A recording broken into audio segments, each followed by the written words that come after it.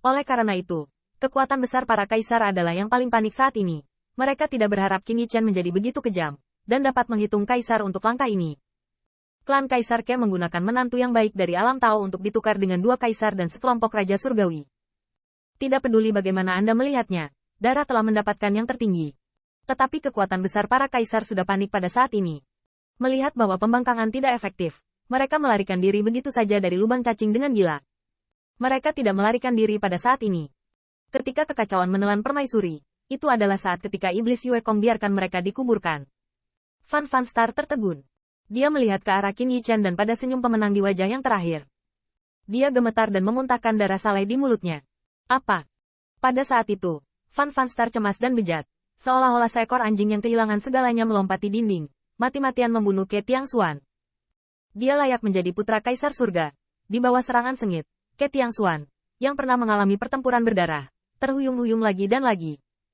Namun, di belakang Ke Tiangxuan dan Kun Yutian, ada Feng Nianwu dan Hua Daoru, dan keos sudah mulai melahap kekuatan para kaisar.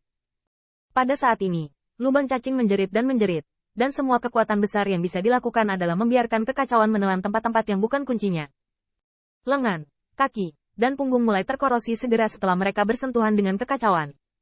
Itu adalah hal yang mengerikan yang tidak dapat diubah, tidak peduli bagaimana mereka memacu kekuatan yang dahsyat.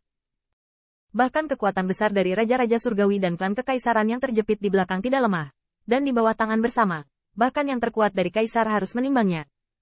Namun, lolongan menusuk hati mereka saat ini bahkan tidak bisa memperlambat kekacauan yang bergejolak setengah inci. Kakak Yue Kong, lakukan. Wajah Qin Yichen dingin, dan kalimat terakhirnya diubah menjadi transmisi suara. Saya adalah tubuh bawaan, dan saya memiliki dua kaisar. Ini adalah kekuatan klan naga saya yang sebenarnya. Pada saat itu, Yao Yue Kong gemetar, tapi kemudian dia menggelengkan kepalanya lagi dan tertawa. Cahaya bulan sudah menyala di telapak tangannya. Putri Wen Qing tidak dapat bersuara, dan Tiangxuan Ke juga menangis. Ya, Wen Qing tidak akan menikah lagi. Bagaimanapun, klan Kaisar Ke tidak akan pernah menemukan menantu yang sebaik itu. Merasakan kekacauan datang dari belakang, kemarahan permaisuri berangsur-angsur digantikan oleh dinginnya punggungnya. Kepalanya yang dicukur memancarkan seperti kemerahan, matanya yang sudah merah, menatap Qin Yichen. Tanpa diduga, dia tidak menyangka bahwa dia, Tuan Fan Yu, Ratu Dinasti, permaisuri klan Fan Ning, pada akhirnya, dia jatuh ke tangan pencuri ini. Pada akhirnya, permaisuri tersenyum sedih, menghabiskan kekuatan terakhirnya, dan segel Tao di kedua lengan giok melonjak hingga ekstrim, dan mereka menghantam langit bulan iblis. Kaisar mencekik Demon Yue Kong, dan pada saat ini, dua pembangkit tenaga alam kaisar itu seperti binatang buas dan hanya membunuh liar dan primitif. Yao Yue Kong membiarkan lengan giok permaisuri hampir menghancurkan tulang daunnya, hanya mendukung bulan abadi di telapak tangannya. Wan Xing, lari, pergi. Fan Star masih mengamuk, tetapi permaisuri tahu bahwa bahkan iblis Yue Kong yang terluka parah dapat membunuh putranya. Pergi, brengsek. Jangan dengarkan kata-kata ibumu. Namun, Fan Wanxing tampaknya menutup telinga. Hanya niat membunuh yang mengerikan yang membanjiri Ke Tiangxuan. Kekacauan itu perlahan-lahan menelan, dan para kaisar berteriak lagi dan lagi.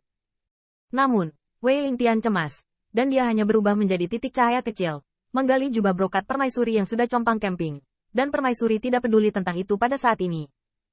Pembangkit tenaga listrik di luar lubang cacing sedang melarikan diri. Murid iblis Xie Feiling dengan dingin berada di pintu masuk gua, dan kekuatan yang tersisa dari klan Xie Guang sedang menariknya keluar. Putri Wen Qing tidak bisa mengeluarkan suara air mata, tetapi Qin Yichen telah memindahkan kekuatan sucinya ke titik ekstrim saat ini, membuatnya sulit untuk disentuh. Pada saat ini, Qin Yichen melihat semua makhluk. Qin Yichen perlahan menutup matanya. Dia bisa mendengar tangisan Putri Wen Qing. Tetapi dia masih ingat bahwa Wen Qing melompat ketika dia jatuh ke laut kekacauan tangguh terakhir kali. Tidak hanya Feng Tianxing, tetapi bahkan Qin Yichen, yang jauh di 3000 alam, tersenyum, seolah-olah dia sedikit membosankan dalam latihannya, meregangkan pinggangnya dan berjalan keluar dari aliran gunung. Perilaku ini tidak bisa lebih biasa. Qian Sui masih duduk di samping untuk berlatih. Api Phoenix bertahan, dan para dewa membuatnya lebih suci dan mulia. Qin Yichen ingat bahwa ketika keos melanda terakhir kali, dia sepertinya ingin menelan keberadaannya. Dia adalah Qin Yichen dan Feng Tianxing. Chaos sepertinya bisa menghapus semua keberadaan.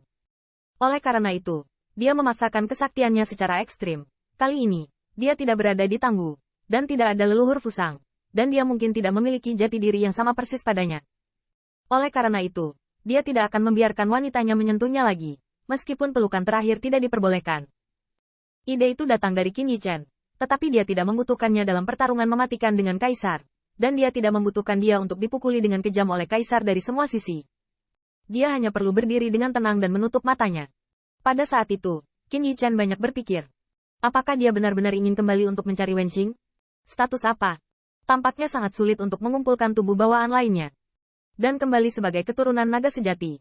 Akankah itu menyebabkan perjuangan Kaisar Sengit yang awalnya jatuh, dan mengarah pada keberadaan yang lebih menakutkan yang tidak bisa dia lawan sama sekali? Tetapi dia tahu bahwa dia dan Wen Qing pasti akan bertemu lagi. Qin Yichen menutup matanya. Dia percaya bahwa Yao Yuekong tahu bagaimana memilih. Dan Kaisar Iblis Muda menekankan cinta dan kebenaran. Tapi dia lebih jernih dan benar.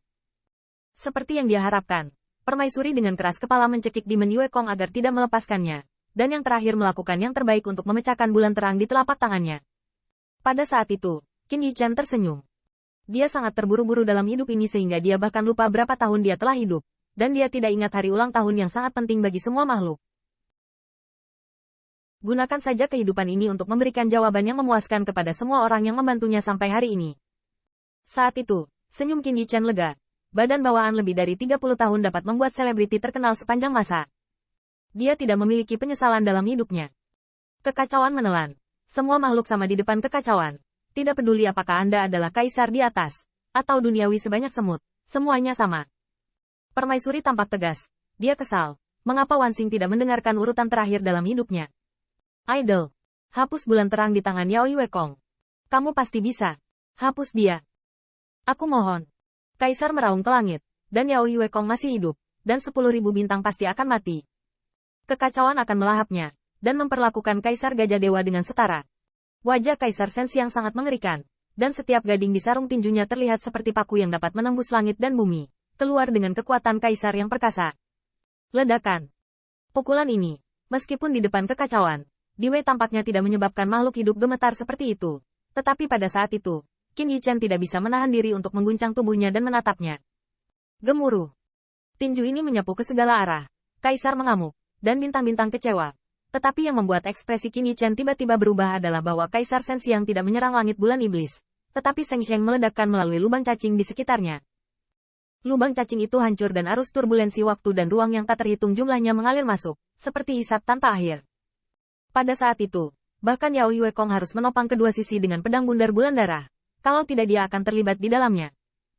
Adapun Kaisar Gajah Dewa berdiri di pintu masuk lubang cacing. Tubuh Kaisar yang agung terhuyung-huyung seperti lilin tertiup angin di depan gejolak ruang dan waktu di luar lubang cacing. Namun dibandingkan dengan kekacauan, pergolakan waktu dan ruang yang tak berujung di luar lubang cacing setidaknya bisa membuat Dewa Kaisar Gajah berani untuk melihatnya secara langsung. Kalian semua adalah makhluk kecil yang dipindahkan ke sini. Tidak ada seorang pun di dunia ini yang memenuhi syarat untuk dimakamkan bersama Kaisar.